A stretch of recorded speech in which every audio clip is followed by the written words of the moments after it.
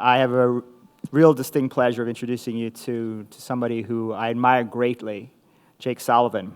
Now, Jake has a resume that would make anyone in Washington jealous, and you really want to dislike Jake for his success, except it's truly impossible, because he's actually one of the nicest people in Washington, and I think that has a lot to do with the fact that he comes from Minnesota.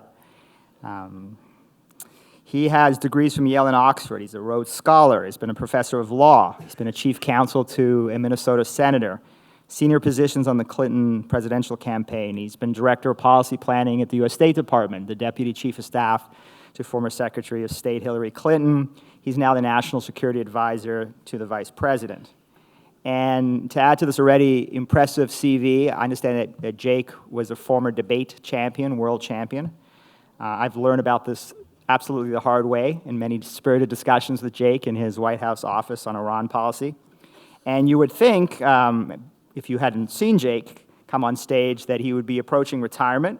He'd be getting to write his Washington memoirs. Yet he recently made Time Magazine's list of top 40 civic leaders under the age of 18. Under the age of 40. Despite his impressive credentials, he's also done something very un-Washingtonian.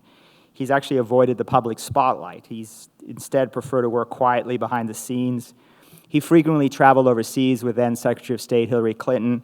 He's been one of the Obama administration's key figures in its diplomacy with Iran. In fact, Jake's personal outreach to Iranian diplomats paved the way for the interim agreement that was reached in Geneva between the P5+1 and Iran. And we know Jake's going to have his work cut out for him to ensure that this interim agreement is translated into something successful and something enduring. But as Vice President Biden said when he hired Jake, Jake is the ideal person to serve as my national security advisor. He's respected across the administration for his intellect, his dedication to our country, and the perspective he brings to even the most complex issues. We are very, very lucky to have someone like Jake at the top levels of this administration, and we really look forward to welcoming Jake back to FDD when he's leading national security for a future administration. Ladies and gentlemen, please join me in welcoming Jake Sullivan.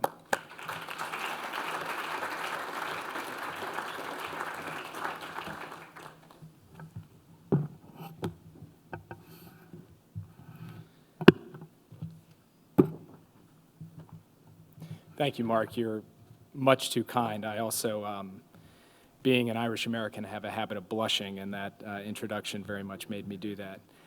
I also want to thank Jim Woolsey and Cliff May and the entire FDD leadership for giving me the opportunity to come here today. And I'm honored to have the chance to speak after so many other committed friends and partners from Congress, the executive branch, the military, and the diplomatic corps have had the chance to engage with you on some of the major issues facing us in the world today.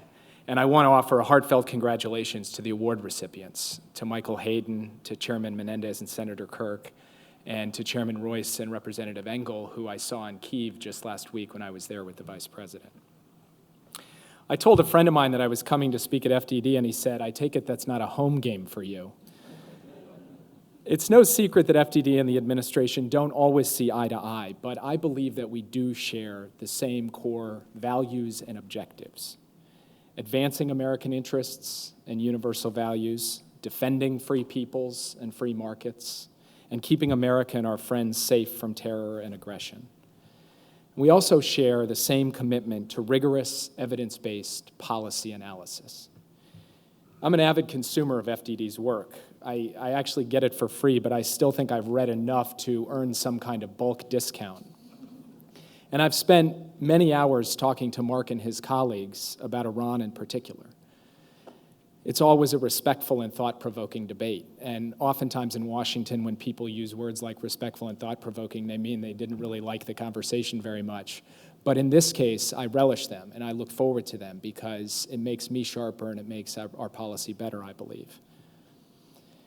I spent a lot of sleepless nights wrestling with the hard problems and hard decisions we face, and I think it's important to seek input and advice from every direction because the stakes are high, and we need all hands on deck. We need all people of good faith with an idea or an argument to step forward and offer it, even and in fact especially when they see things differently. And that means reaching out to those who would challenge you or criticize you for your policy, as well as to your friends, and it means actually listening to them. And it's in that spirit that I've come here today. Now, it's a big world out there, and there's plenty to talk about. But to leave some time for questions, I thought I would focus my remarks on two timely issues: the nuclear negotiations with Iran and the crisis in Ukraine. Both of these involve challenges to the rules-based order that America has sought to build and defend.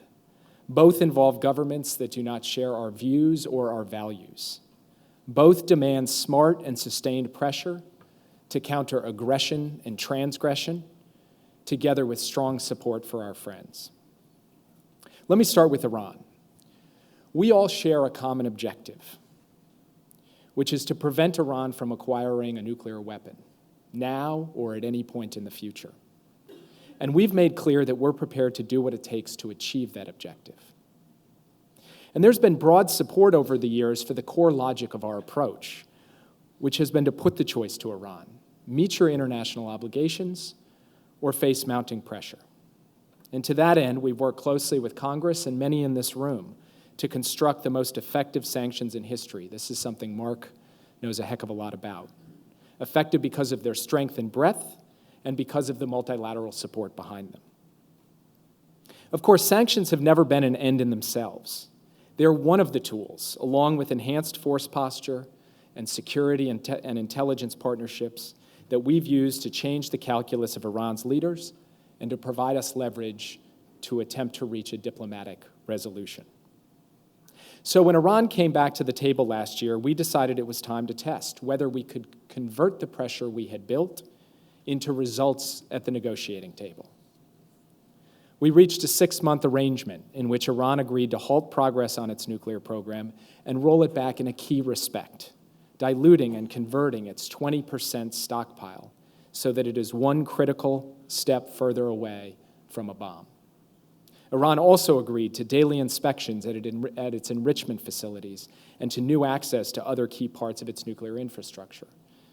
In return, we agreed to provide limited relief while maintaining the core sanctions architecture and continuing to vigorously enforce a long list of sanctions, including oil sanctions that bottle up Iranian revenues in overseas accounts, financial and banking sanctions, broad sanctions against major sectors of Iran's economy like energy and shipping, sanctions on Iran's military and ballistic missile programs, all UN sanctions, including strong measures to disrupt Iran's sensitive nuclear and missile supply chain, and our sanctions related to Iran's sponsorship of terrorism, its role in Syria, and its human rights violations. In fact, just this past Tuesday, we announced additional designations to demonstrate that our enforcement continues apace during this period. Now, in a perfect world, we would have arrived at a comprehensive solution right away. But in the real world, we knew that negotiations on a comprehensive solution would take time. And we didn't want the Iranians to be able to advance their program as the negotiations unfolded. That was the logic behind what's called the Joint Plan of Action. And think about where we would be without the JPOA. Iran's program would continue to advance. Thousands of additional centrifuges, including next-generation centrifuges, could be spinning. Iran could make progress on the plutonium track by working to fuel and commission the Iraq heavy water reactor. It could grow its stockpile of 20% enriched uranium to beyond the threshold for one bomb's worth of material. And all that without intrusive new inspections that give us tools to help detect breakout or the existence of a covert program. Thus far, the Joint Plan of Action appears to be working. The IAEA has reported that Iran is keeping its commitments. The sanctions architecture is holding. Our leverage at the negotiating table remains. All of this is going to require daily vigilance, a point that Mark reminds me of every time he comes to see me, especially given the reports of schemes to escape the bite of sanctions. We have to stay on top of it, and we will. Now the P5+1 is in the midst of comprehensive negotiations. I know that many in this audience are skeptical of the talks and what they will or won't produce.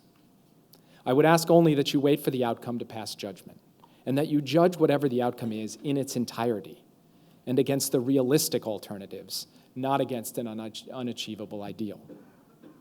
Let me make 4 points about how we see the path ahead. First, our bottom line is that we will only accept a deal that effectively constrains Iran's ability to break out and produce a nuclear weapon.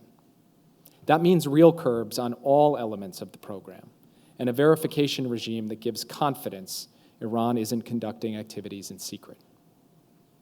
Second, as the President said, we understand that there is as good a chance that we won't reach a deal as there is that we will. So while we negotiate in good faith, we are actively planning for either possibility. If the talks break down because Iran refuses to meet its obligations, there should be no doubt that the administration will work with Congress to quickly impose new sanctions and ramp up the pressure. We're also actively planning for the possibility that we do reach a deal, including what it would take to enforce it and what further opportunities and risks a deal creates.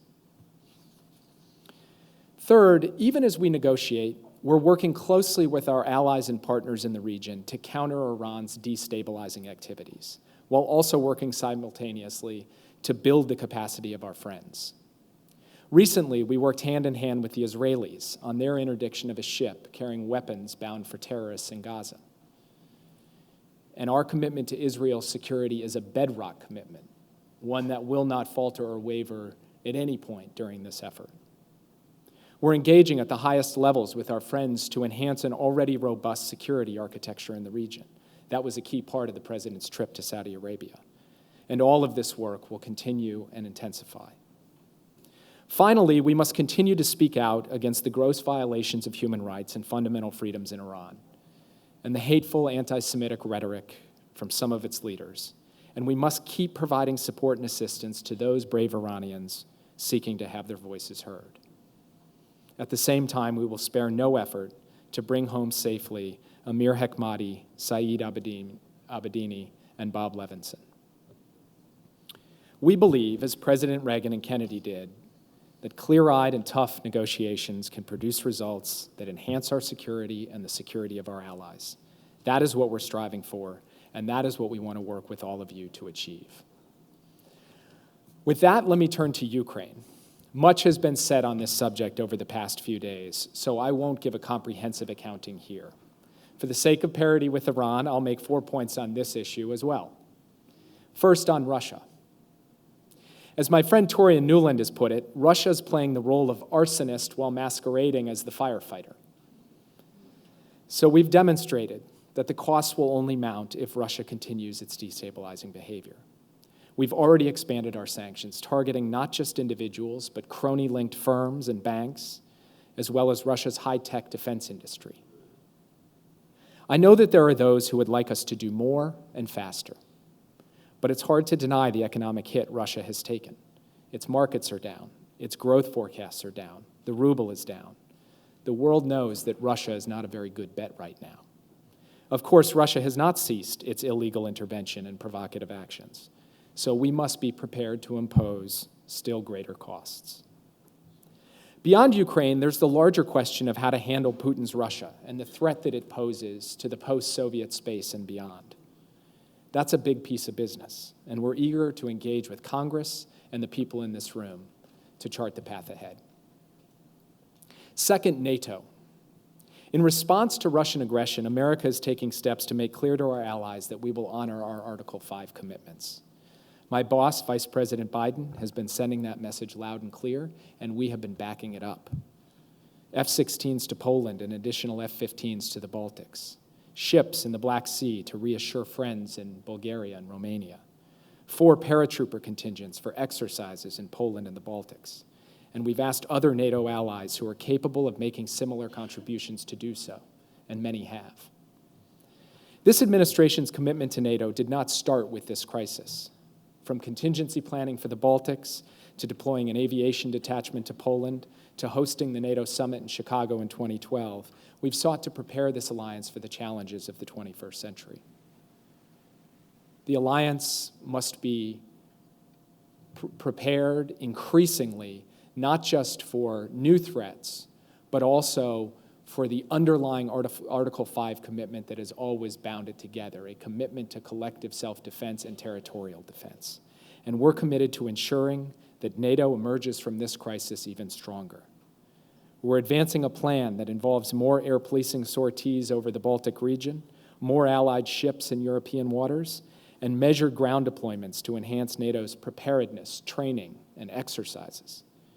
And the upcoming NATO summit in South Wales will give all allies an opportunity to increase their commitment to collective self-defense. Bottom line, we'll do our part, and we won't let any ally off the hook in terms of doing theirs. Third, we're determined to ensure that this commitment to collective self-defense extends to energy security, not just physical security. So we're executing a coordinated energy security strategy with our European partners focused on both the short and the long term. We're working to complete the southern corridor so that pipeline gas from sources other than Russia can reach Europe.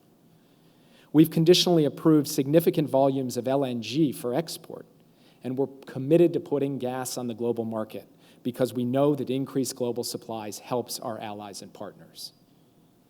But there are things that only Europe can do for itself, from pricing reform to infrastructure, to developing unconventional gas supplies, to improving efficiency.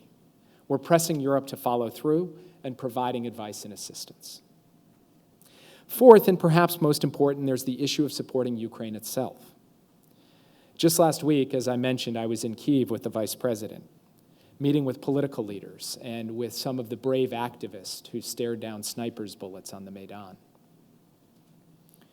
They kept asking themselves, and they kept asking the Vice President, how do we avoid the mistakes of the past 2 decades? How do we get a democracy that really finally delivers? It's a tall order. So we've mobilized urgent assistance to help the Ukrainian government with their immediate challenges, energy assistance so that they can get gas supplies from other European countries now, including a new arrangement with Slovakia, economic assistance, including an IMF package and help from Europe and the United States so they can stabilize their economy without hitting their people too hard.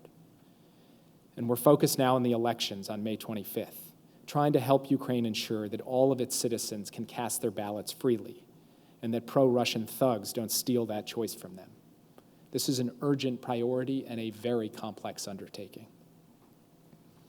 As for security assistance, sending weapons now will not change the realities on the ground, but there are practical things we can do to help the Ukrainians with the most pressing threats to security in the East, including border infiltrations and explosive devices. They've asked for our help with these things, and we're delivering. But you all know as well as I do that these short-term political, economic, and security measures are simply not enough. Ukraine will only succeed in charting its own course if it can shrug off the yoke of corruption and push back against the anti-democratic forces that have held it back for so long. That will require a long-term commitment across the board, from the Ukrainians themselves first and foremost, but also from American or European partners, and we're committed to that. And as we pursue these lines of effort on Ukraine, we have to keep our eye on the bigger picture. A strong transatlantic community, a revitalized NATO, deeper trade and investment ties, European energy security, and further steps along the path of a Europe whole and free. So let me conclude where I began. We're eager for consultation with all of you on Iran and Ukraine. These are 2 hard issues with hard men on the other side. And there are many more like them, from Syria to the South China Sea. So we're looking for good ideas and good partners from across the political spectrum. Mark mentioned that I traveled frequently with Secretary Clinton. I've actually now logged more than 1 million miles in that blue and white plane that says United States of America on the side. And there are times even in this job when you can get a little bit jaded by things. But every time I see that plane, I'm reminded of how humbling and thrilling it is to be able to represent the United States of America around the world. Because I believe that for all of our imperfections, we remain the greatest force for good this world has ever known.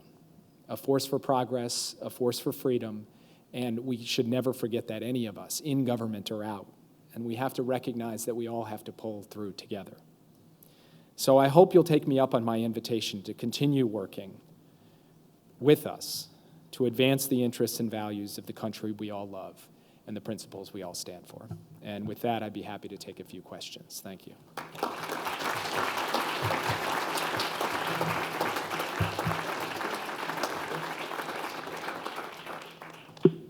So, Aaron, do you have the microphone over there? Jake, thank you for doing this. Michael Wilner with the Jerusalem Post. You say sanctions are not an end in and of themselves, and you say that the president will work with Congress to swiftly impose new sanctions if talks fail. But I've been asking this question to folks across the aisle because I think it really goes to the heart of both positions. What is the logic behind revisiting sanctions as policy should diplomacy definitively fail in Vienna, if the purpose of sanctions thus far has been to compel Iran to negotiate in the first place? Realistically, would the goal be a future second round of negotiations? Would the U.S. seek another pause in Iran's nuclear work? Thank you. It's obviously very difficult to predict the future. We are focused now, between now and July 20th, which is the end of this 6-month arrangement that we reached in Geneva last November, on trying to arrive at a comprehensive solution that resolves the world's concerns related to Iran's nuclear program and gives us the insight and verification that we need to have confidence that Iran is complying with the terms of that arrangement. As I said in my remarks, we're also preparing for the possibility that these negotiations do not produce an agreement on July 20th. If talks break down and if Iran is not negotiating in good faith, we are prepared to work with Congress to impose more strict sanctions. And the logic behind that is that there is an opportunity to continue to sharpen the choice for Iran, that they can either negotiate in good faith and arrive at a resolution that resolves the international community's concerns about their program, or they are going to face mounting pressure. We've also made clear that sanctions aren't the only tool available, and that as this situation unfolds, we're prepared to consider a very wide range of options. But it's impossible to scenario plan or predict what is going to happen down the road. All we can do is put ourselves in a position to tighten the economic pressure should the eventuality come to pass that Iran simply isn't prepared to do a deal in good faith. Hi, Jake. Hi, Elise. Elise Labott with CNN. Moderators get a free question. I'd like to follow up on your remarks on Ukraine, and you said considering additional sanctions. But the president pretty much has made clear that short of a physical invasion of Ukraine, that the kind of sectoral sanctions that really might, really tighten the noose around Putin and the government are not going to be considered. And it just seems as if you're handicapping yourselves, because there are plenty of other ways now that he knows this red line that he can destabilize Ukraine without and absorb the cost of whatever sanctions you're going to put on without actually having to invade. And then I'm just wondering if the part of the problem with Russia is that the U.S. hasn't really found a accommodation with Russia or a way to include Russia since the fall of the Cold War and since the end of the Cold War and the fall of the Soviet Union, which doesn't exacerbate their own inherent insecurities. It seems as if the way the U.S. might have handled the fall of Yanukovych and its support for that might have further played into his insecurity. Thank you. We've made clear, the president and all of the leaders of our national security team have made clear that if Russia continues its destabilizing activities in the East, that it will face mounting pressure. And we have a number of tools to bring that to bear, tools beyond individual designations, as I mentioned. We've gone to firms and banks. We've gone to elements of their high-tech defense industry. So while I can't lay out for you today what the next step would be, we're in a position where, working with our European partners, we can continue to impose further costs on Russia should Russia continue to make the choice, which it's been making, to destabilize Ukraine and to deny the people of Ukraine the free choice they deserve about their future. With respect to the broader question about Russia and its role in a post-Cold War Europe, both Democratic and Republican administrations have made clear to Russia that there is a place for them if they are prepared to act as a responsible player on the international stage. Things like an illegal occupation of Crimea are the exact opposite of responsible. But at times when Russia has been prepared to act more responsibly, the United States and Europe have been prepared to cooperate with them on arms control, on the P5+1 negotiations with respect to Iran, on the Northern Distribution Network to Afghanistan, and other things as well. It was not the United States that led to the series of events or that created the series of events that resulted in Yanukovych leaving on February 21st. It was the people of Ukraine who rejected Yanukovych's kleptocratic and corrupt form of governance and demanded a different and better future.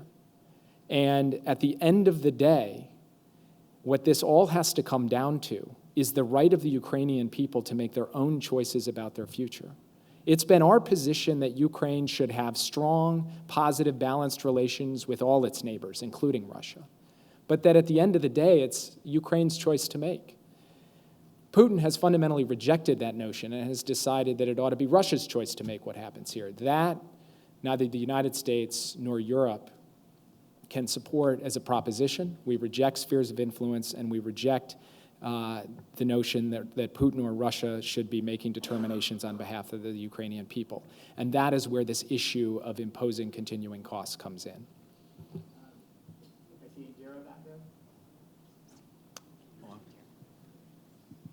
Thank you, Jake. Indira Lakshmanan from Bloomberg, and we all miss you on the State Department beat and the Secretary's plane. So good to see you, Indira. Nice to see you.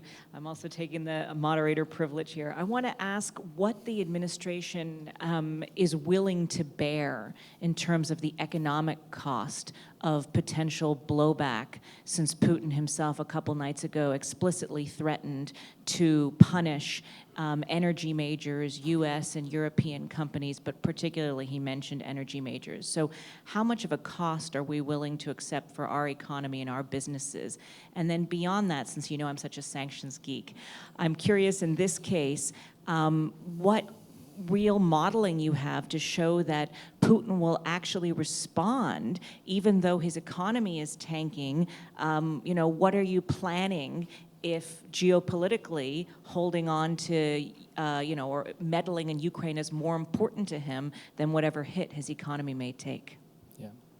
To take the second part of the question first, obviously Putin is going to make decisions sitting in the Kremlin that he sees as being in Russia's interest. And he can look at all of the factors that are driving down the Russian economy right now and decide to ignore them. That is his choice. It is our view, though, that mounting costs in isolation will make the choice much sharper for President Putin about further action to destabilize Ukraine or illegally interfere in it. But that's only one part of our broader strategy. You asked about how we're approaching this. One part of it is to show Russia that there are very real costs to the type of steps that it is taking.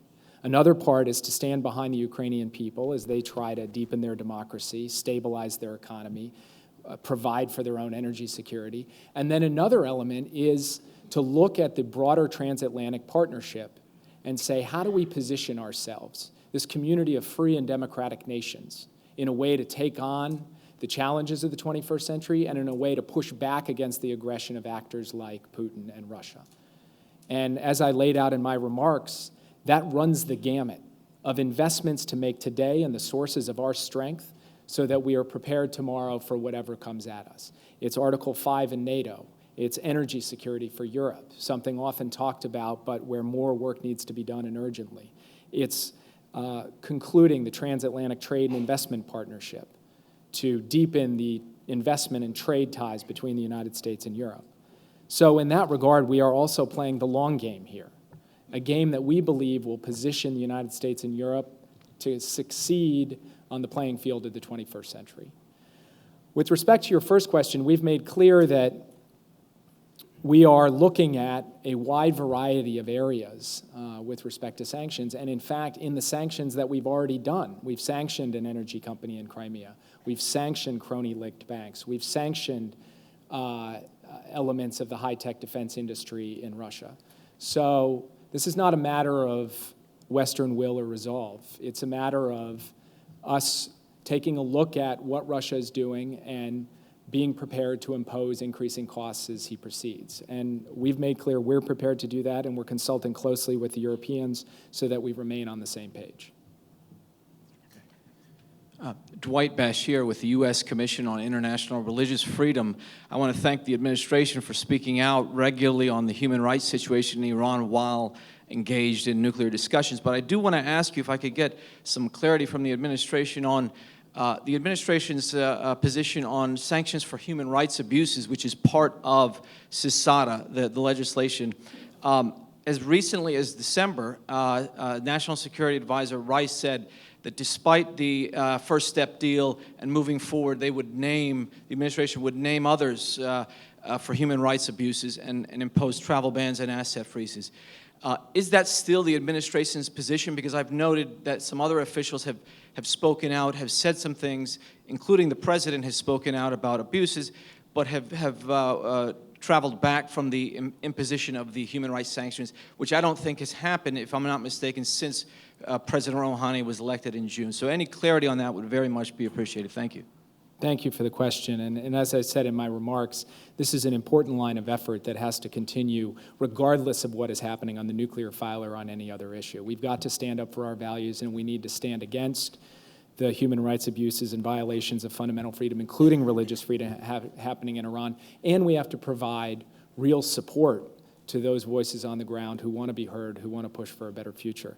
On the issue of sanctions relating to human rights violations in Iran, I'm all too familiar with the wording of the Joint Plan of Action, which speaks to the issue of new nuclear-related sanctions. And that word was chosen very carefully, nuclear-related, because we have made clear that sanctions relating to terrorism and sanctions relating to human rights violations are not covered by the discussions that we are having on the nuclear file, and that we are prepared to continue to follow through on that. I can't answer your question on individual designations. That's a matter that State and Treasury work together, building evidence packages and the like, but I can tell you, as a matter of policy, this administration is committed to continuing to enforce and follow through on that set of sanctions.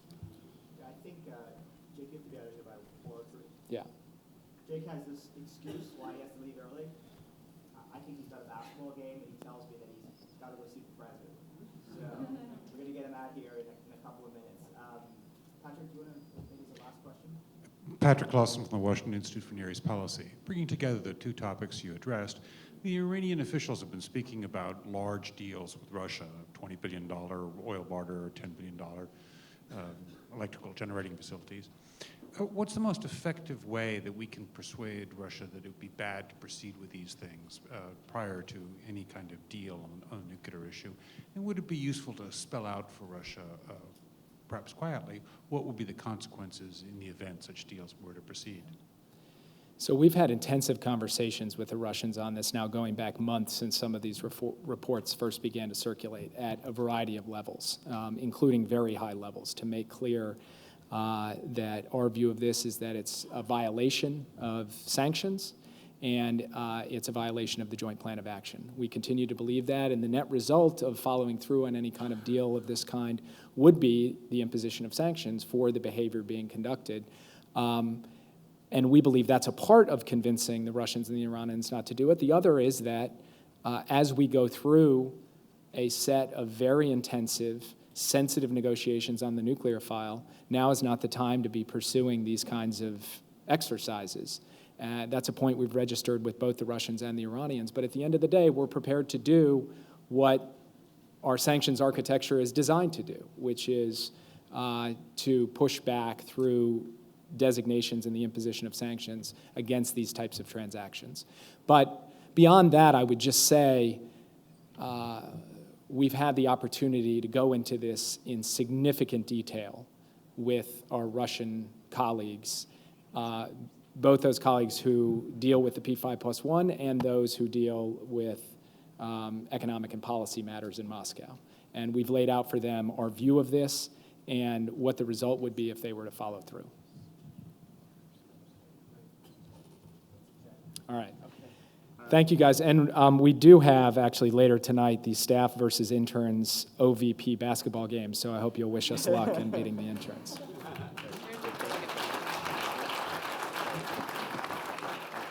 Great.